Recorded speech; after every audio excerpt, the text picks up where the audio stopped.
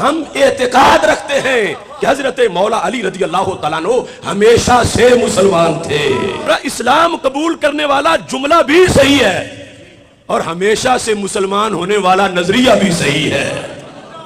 اب اس کو کہتے ہیں امام احمد رضا کہ درمیان سے رستہ پھر کیسے نکلے؟ یہ جہاں پھسل پھسل کے بڑے بڑے محقق گر رہے ہوں اور جہاں بھٹک بھٹک کے بڑے بڑے سکالر گر رہے ہوں، وہاں رضا پل سے اب وجد کرتے گزریے۔ یہ ہے بریلی کے تاجدار کا مقام۔ اعلیٰ حضرت رحمت اللہ علیہ نے دلائل سے فرمایا جس طرح حضرت مولا علی رضی اللہ تعالی عنہ ہمیشہ سے مسلمان تھے، ایسے ہی حضرت صدیق اکبر رضی اللہ تعالی عنہ بھی ہمیشہ سے مسلمان تھے۔ فتاوی رضویہ شریف میں جلد نمبر 28 میں ایک بڑا عجیب و غریب سوال ہے اور ہر لحاظ سے وہ بڑا اہم ہے، اور اس کے جواب میں عوام کے لیے تو روشنی ہے ہی، خواص کے لیے بھی، مفتیان کرام کے لیے بھی، فتویٰ لکھنے والوں کے لیے بھی، تقریر کرنے والوں کے لیے بھی بہت بڑی سوغات موجود ہے۔ اعلیٰ حضرت رحمت اللہ علیہ سے پوچھا گیا، زید کہتا ہے کہ چونکہ حضرت علی المرتضیٰ رضی اللہ تعالی عنہ نے 8-10 برس کی عمر میں اسلام قبول کیا اور اس سے پہلے کبھی دامن پاک آپ کا نجاست شرک و کفر سے آلودہ نہیں ہوا، اور حدیث شریف میں ہے کل مولود یولد علی الفطرہ، کہ ہر بچہ فطرت اسلام پر پیدا ہوتا ہے۔ یہ حدیث دلالت کرتی ہے کہ کل بچے کا دین اسلام ہے، لہٰذا زید کا یہ قول ہے، زید لہٰذا ہم کہہ سکتے ہیں کہ جناب علی المرتضیٰ رضی اللہ تعالیٰ عنہ ہمیشہ سے مسلمان تھے۔ یہ زید کا قول ہے، ہمیشہ سے مسلمان تھے۔ عمر کہتا ہے کہ جب حضرت علی المرتضیٰ رضی اللہ تعالیٰ عنہ کرم اللہ تعالیٰ وجہ نے 8-10 برس کی عمر میں اسلام قبول کیا تو یہ کہنا کہ آپ ہمیشہ سے مسلمان تھے محض غلط ہے۔ بینو توجرو، یہ اعلیٰ حضرت قدس سر العزیز سے سوال کیا گیا۔ الجواب، قول زید حق، یعنی قول زید کیا تھا کہ حضرت مولا علی رضی اللہ تعالیٰ عنہ ہمیشہ سے مسلمان تھے۔ یا رسول اللہ، اعلیٰ حضرت اعلیٰ قول زید حق و مقبول و زم امر باطل و مخذول،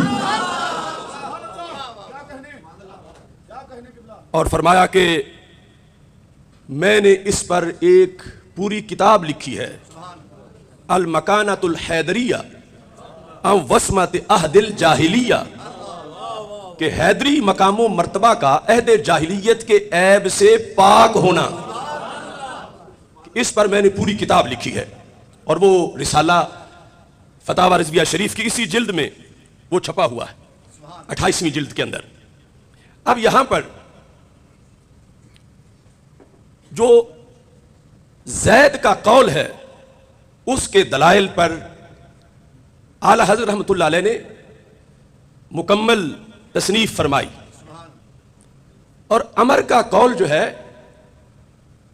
وہ تشویش عام ذہنوں میں بھی آ سکتی ہے کہ جب یہ کہا جاتا ہے کہ 8 سال کی عمر میں اسلام قبول کیا، اور یہ آج سے نہیں، یہ تو شروع سے سیرت میں ہے، حدیث میں ہے، تراجم میں ہے کہ یہ قول اسلامی لٹریچر میں موجود ہے کہ حضرت علی المرتضیٰ رضی اللہ تعالی عنہ بچوں میں سب سے پہلے اسلام لائے، اسلام قبول کیا، کوئی 8 سال کی عمر کہے، کوئی 10 سال کی عمر کہے۔ تو عمر کا یہ ذہن ہے کہ جب وہ ہمیشہ سے مسلمان تھے تو پھر قبول کیا کیا؟ یا تو پھر یہ ساری تاریخ غلط ہونی چاہیے، سارے لٹریچر کی غلطی ہونی چاہیے، اور یہ بڑے بڑے ائمہ صحابہ تابعین سے لے کر یہ ان تک بات پہنچے گی۔ تو یا زید عمر کہتا پھر میری بات مانو کہ پہلے جو ان کو मुसलमान कह रहे हो कि शुरू से ही मुसलमान थे, या फिर इस बात का इनकार करो। तो आला हजरत रहमतुल्लाह अलैह ने तराजू हाथ में पकड़कर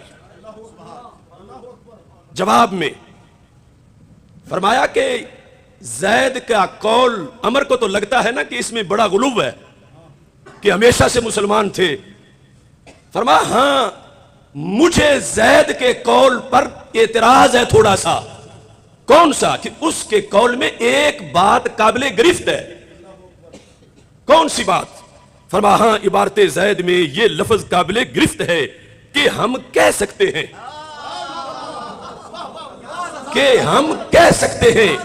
क्यों? फरमाया इससे बुए ज़ोफ़ आती है। इसको मोहब्बत, इसको मोहब्बत, आला हजरत, आला हजरत, इसको मोहब्बत, इसको मोहब्बत। यानी उसने यूं जिक्र किया जैसे बड़ी मुश्किल से ये रास्ता बन रहा है इस बात का, और कमजोर सा ये नजरिया बन सकता है। और मुझे इस पे एतराज है। जैद ने जो बात की वो बात बरहक है, मैं उसकी हिमायत कर रहा हूं, मगर जैद ने यूं जेज कहा कि हम कह सकते हैं, इससे बुए ज़ोफ़ आती है। बल्कि यूं कहना चाहिए कि हम एतिकाद रखते हैं, हम एतिकाद रखते हैं कि हजरत मौला अली रज़ी अल्लाह तआला अन्हु हमेशा से मुसलमान थे। हम एतिकाद रखते हैं। और सिर्फ यही नहीं, अगले जुमले में फरमाया हम बिल यकीन कहते हैं, हम बिल यकीन कहते हैं कि हजरत मौला अली रज़ी अल्लाह तआला अन्हु हमेशा से मुसलमान थे। अब उधर से अमर का जो कौल है वो ये कहता है कि फिर कबूल क्या किया, और फिर इसमें आगे एरिया शुरू हो जाता है रवाफिज का। रवाफिज इस नजरिए पर है कि यह जुमला ना बोलो कि उन्होंने इस्लाम कबूल किया, यह जुमला ही गलत है। मैंने खुद अपने कानों से उनके जाकिरों की तकरीरें किस्तें सुनी। कहते ईमान की विलादत उनके साथ हुई, तो फिर ये तुम क्या कहते हो कि उन्होंने इस्लाम कबूल किया या बच्चों में सबसे पहले कबूल किया? ये जुमला ना बोलो, ये रवाफिज का नजरिया है। इमाम अहमद रिजा अपने हाथ में तराजू पकड़ के शरीयत का वो पैमाना जिसको हमारे आका सल्लल्लाहु अलैहि वसल्लम ने यूं बयान फरमाया था, या अली यो इन्ना फीका मसलम मिन ईसा, ऐ अली रज़ी अल्लाह तआला अन्हु का तुझ में एक वस्फ हजरत ईसा अलैहि सलाम वाला है। अब गदतहुल यहूद, उनसे यहूद ने बुग़्ज़ किया तो इतना किया कि सैयदा मरियम रज़ी अल्लाह तआला अन्हा पर भी इल्जाम लगा दिया। अहब्बतहुन नसारा, नसारा ने प्यार किया तो इतना किया कि उन्हें वो कुछ कहा जो रब ने उन्हें बनाया नहीं था, और उन्हें अल्लाह का बेटा कह दिया माज़अल्लाह। तो सरकार ने फरमाया मेरा दीन इसके दरमियान है। प्यार ईसा अलैहिस्सलाम का जो हम करते हैं वो शरीफ प्यार है। ये नहीं कि हम कहें कि प्यार में जो मर्जी हम कह जाए, हमें कौन रोकता है? नहीं, शरीयत रोकती है कि ईसा अलैहिस्सलाम से प्यार करना है, मगर वहां जाकर रुक जाना है जहां शरीयत रोक देती है, और उधर बुग़्ज़ से सीना पाक रखना है। तो हजरत मौला अली रज़ी अल्लाह तआला अन्हु ने खुद ये रवायत की जो मुस्नद इमाम अहमद में है, मिशकात शरीफ में है। फरमाया यहलिकु फिया रजुलान, मेरे बारे में दो किस्म के लोग जहन्नमी बनेंगे।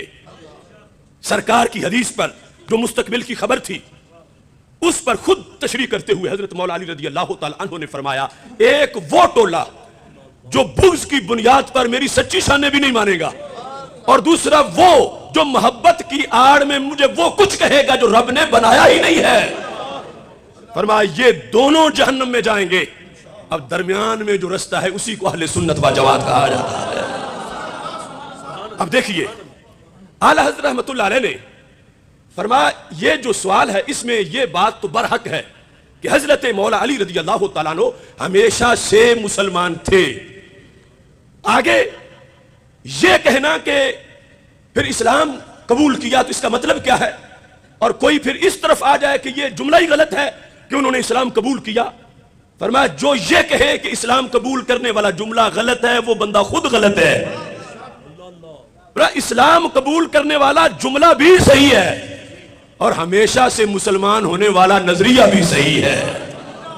अब इसको कहते हैं इमाम अहमद रजा के दरमियान से रास्ता फिर कैसे निकले। یہ جہاں پھسل پھسل کے بڑے بڑے محقق گر رہے ہوں اور جہاں بھٹک بھٹک کے بڑے بڑے سکالر گر رہے ہوں، وہاں رضا پل سے اب وجد کرتے گزریے. یہ ہے بریلی کے تاجدار کا مقام.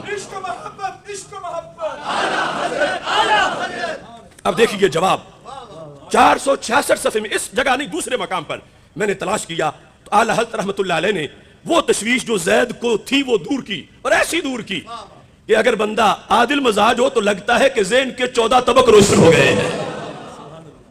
آپ فرماتے ہیں کہ رب ذوالجلال نے جواب قرآن مجید سے کہ رب ذوالجلال نے قرآن مجید میں حضرت سیدنا ابراہیم علیہ السلام کی نسبت یہ فرمایا ہے، اذ قال له ربه اسلم قال اسلمت لرب العالمین.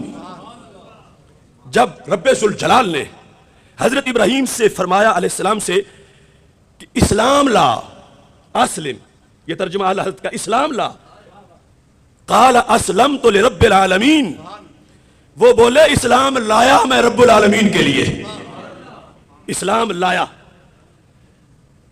اب اللہ کے ایک پیغمبر سیدنا ابراہیم خلیل اللہ علیہ السلام جو منصب نبوت پہ بھی جلوہ گر ہیں، اور انہیں کہا یہ جا رہا ہے اللہ کی طرف سے اسلم، اسلام لاؤ، اور وہ کہتے ہیں میں اسلام لایا.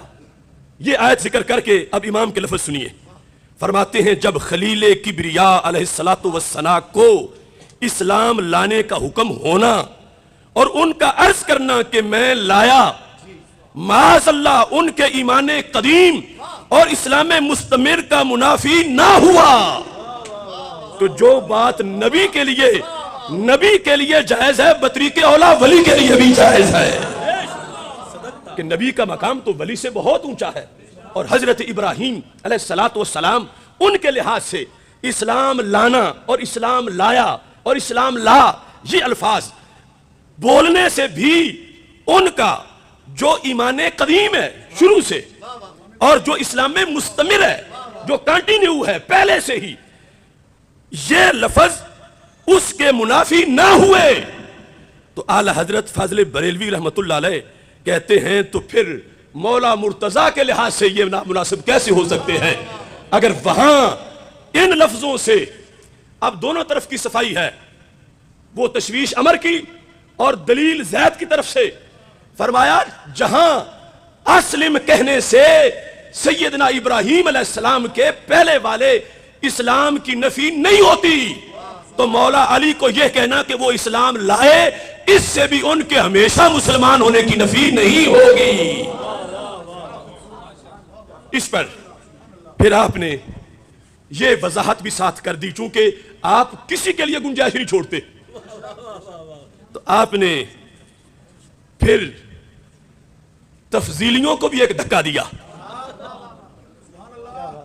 کہنے لگے میں نے جو لکھا ہے اس سے جس طرح روافض کی نفی سامنے آئی، یوں ہی تفضیلیہ کا بھی وہ باطل خیال کہ جب مولا علی رضی اللہ تعالی عنہ ہمیشہ سے مسلمان تھے تو پھر ان کا نمبر پہلے چاہیے، پھر خلافت بلا فصل ان کی چاہیے، پھر ان کی فضیلت سب پر ماننی چاہیے.